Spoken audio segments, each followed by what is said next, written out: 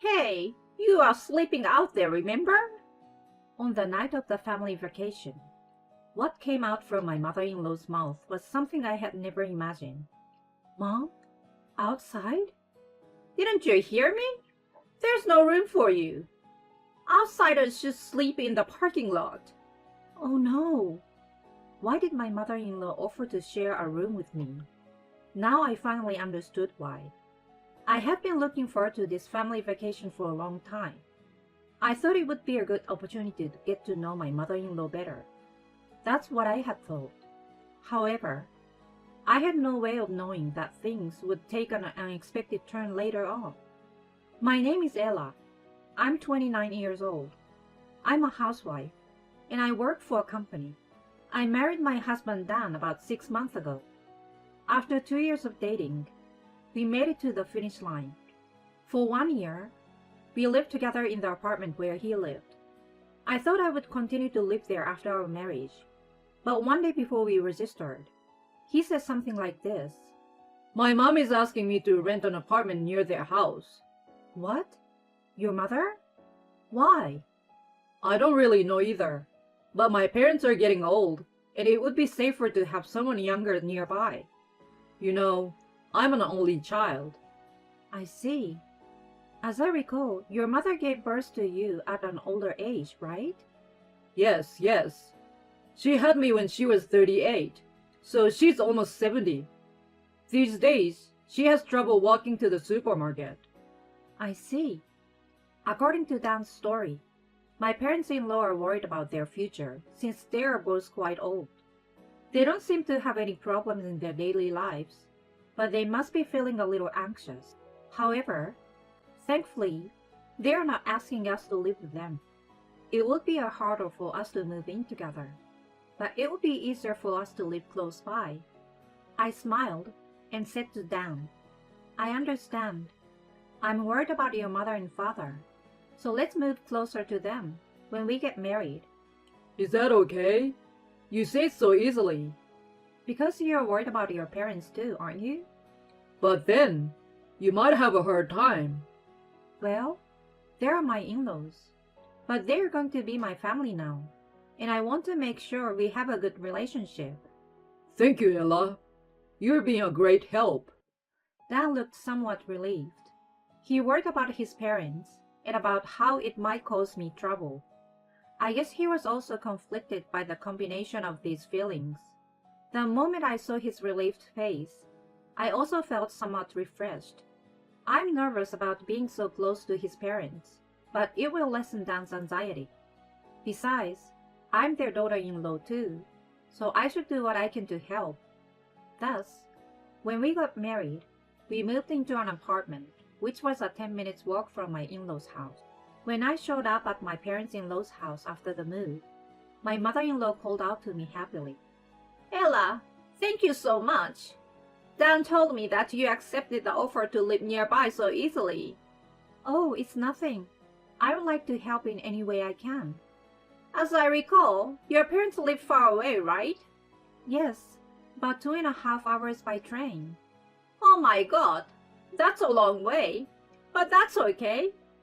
From now on, you can think of me as your other mother and be spoiled a lot. Mother? Yes, thank you.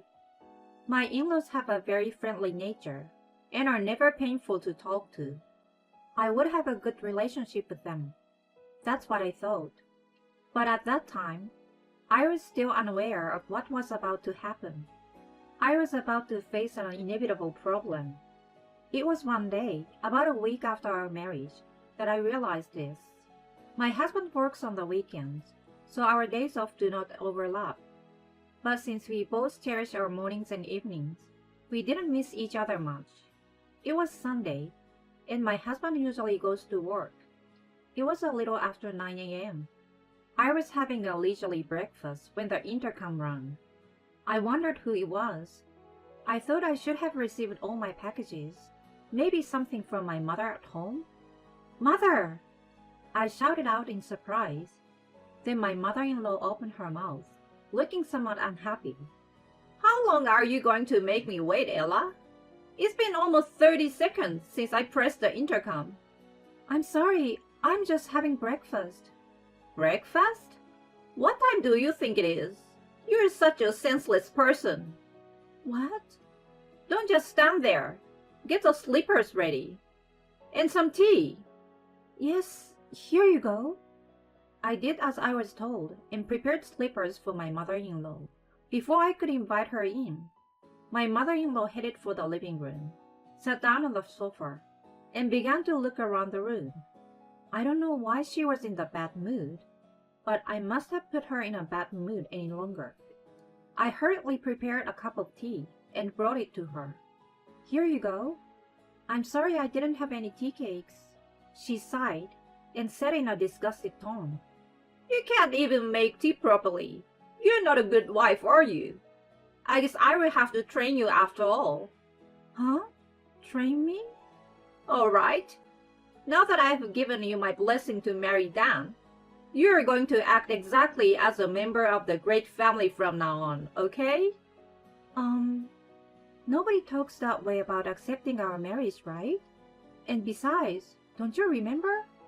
You said, think of me as your other mother, right?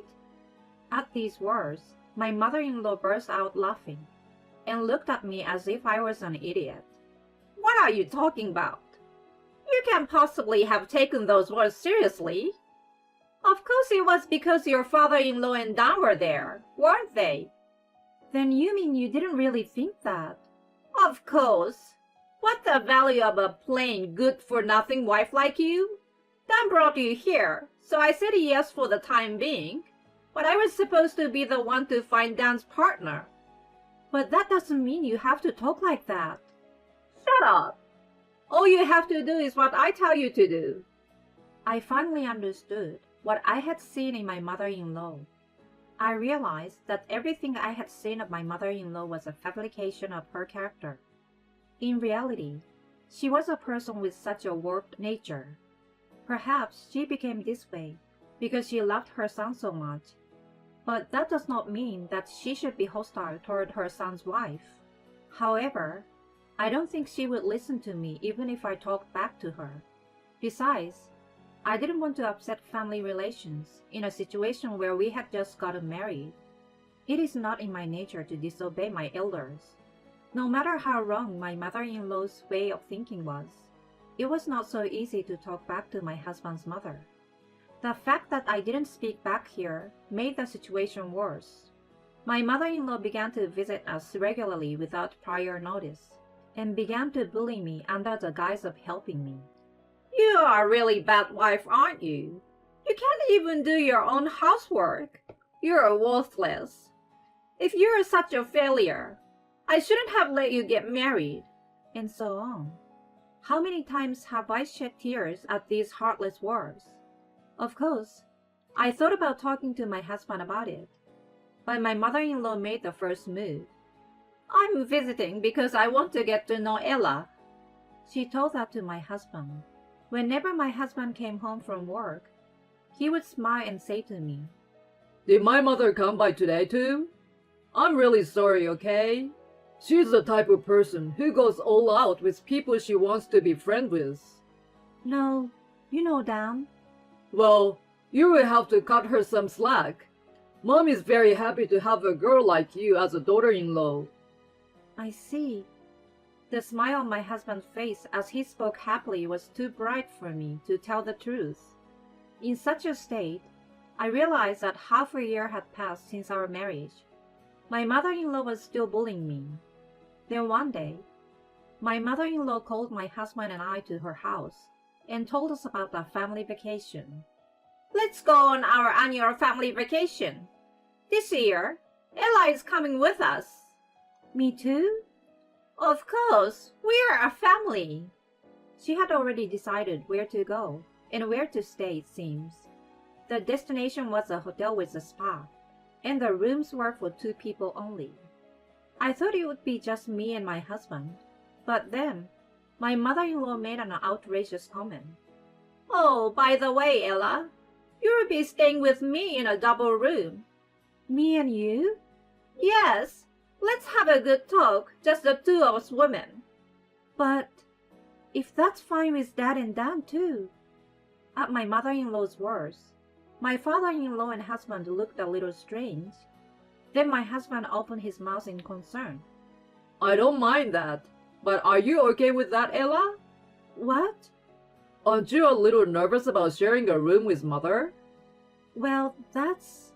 Of course it would be awkward, and I would prefer to be in a different room if at all possible.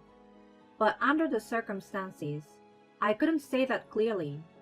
Instead of my shuddering, my mother-in-law spoke to my husband. What are you talking about, Dan? What do I always say? I go to your house to get to know Ella. Oh yes, of course. But it's a trip, and Ella should be able to enjoy it without any worries. Don't worry. There are some things you don't have to worry about when you're with your fellow women. Is that how it is?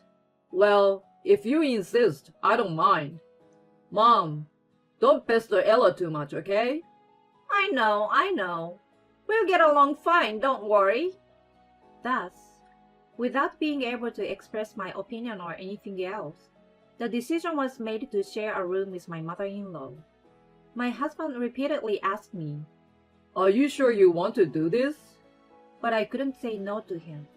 On the day of the trip, I got into the car with a depressed feeling, and after driving for about 2 hours, we arrived at the hotel. After 2 hours of driving, we arrived at the hotel and headed for the spa.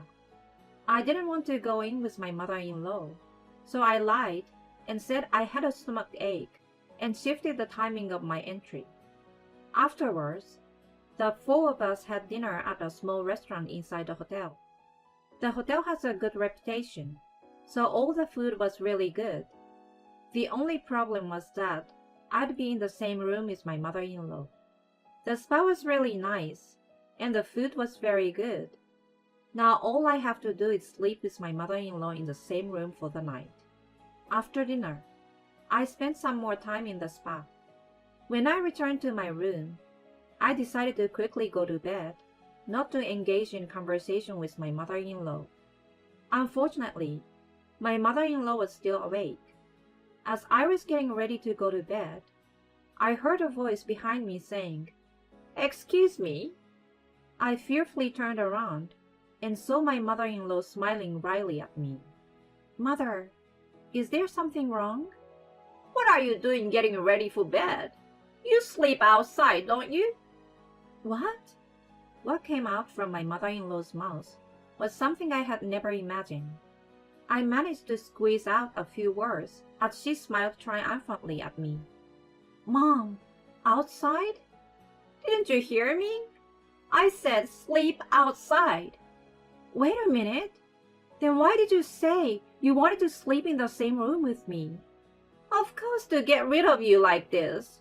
There's no room for you. You can sleep in the parking lot." Oh no! Why did my mother-in-law offer to share a room with me? Now I finally understood why. I had been looking forward to this family trip for a long time. I thought it would be a good opportunity to get to know my mother-in-law better. That's what I had been thinking. At that moment, the anger I had been trying so hard to suppress overflowed. I couldn't take it anymore. I don't want to be in the same space with this person any longer. I don't care what Dan and my father-in-law think. This situation, I've had enough of it. I left the room with the bare minimum of luggage. Then I went to the car and decided to stay there. Fortunately, I always had the spare key for the car in my bag, so it was no problem. But if I hadn't, I would have had to spend the night freezing outside. I checked my phone and found a message from my mother-in-law. "Be back in time for breakfast so they don't find out." I would tell my husband everything after this trip. I made up my mind and went to sleep. The next day, Ella! Hey, Ella! I woke up to the sound of my husband's voice and saw him and my father-in-law. It was still dark and the sun was not yet up. Dan, and Dad too. Why are you? That's my line. Why are you sleeping in the car? Did you and Mom have a fight? That's because... I called you to see if you wanted to watch the sunrise, but you didn't respond, so I assumed you were still sleeping. I was about to drive to the spot when I was surprised to see you sleeping in the car. Oh, that's right. I checked my phone and found multiple incoming calls from my husband. Sorry I couldn't answer. My father-in-law opened his mouth with a stern look on his face when I told him this. Ella, why were you sleeping in the car? That's... I'm sure there is something going on. I want you to tell me everything. Dad. Perhaps my father-in-law was onto something. I showed them the message I had received from my mother-in-law last night and told them the whole story of how my mother-in-law had been bullying me. When I finished, my husband and father-in-law's faces turned red. I could tell they were quite angry. Eventually, they began to discuss the matter. After a few minutes, my husband and father-in-law returned to the hotel. They had the travel bag in their hands. After loading them into the back of the truck, my husband grabbed the steering wheel. Hey, Dan, where are we going? Where? We're going home. Huh? But your mom's not here. You don't have to call her mom anymore. I don't even think of her as my mother anymore. Dan. Apparently, my father-in-law and husband believed me. By the time we arrived home, the sun had completely risen, and the weather was pleasant. We bought breakfast at a nearby convenience store, and were eating it at my in-law's house when I received a call on my phone from my mother-in-law. I looked at my father-in-law and husband, turned on the speakerphone, and pressed the answer button. My mother-in-law shouted, "Hello?" angrily at me as soon as I answered it. Hey, you! Do you know what time it is? Get your ass back in your room! I'm sorry, Mother. I don't think I will be coming back there. What? What are you talking about? If it gets out that you didn't stay in your room, I'm the one who is going to get to be pissed off. Get your ass back here, you stupid wife! At that moment, my father-in-law slammed the desk with a bang and took my phone away from me. Then he shouted angrily into the phone. That's enough! You've been picking on Ella behind our backs. Didn't you have any shame? You're the one who is an idiot. What? Wilbur, why are you? I'm so sick and tired of you. I can't believe you've been pretending to be friendly with Ella and picking on her. I'm divorcing a lousy woman like you. Don't you ever come home again. Wait a minute. It's a misunderstanding. Ella and I had a fight last night. My husband snatched the phone from my father-in-law, his voice rising. A fight? Then why was Ella sleeping in the car? You forced her out. Dan, why even you two? I'm telling you, we've already gone home. You can pay the hotel bill there too, okay? And Dad says he won't let you in the house anymore, so you will have to go someplace else. No way! Wait, Dan! You had it coming. It's your fault for making Ella suffer. I will never think of a woman like you as my mother ever again. I don't want you in our lives ever again.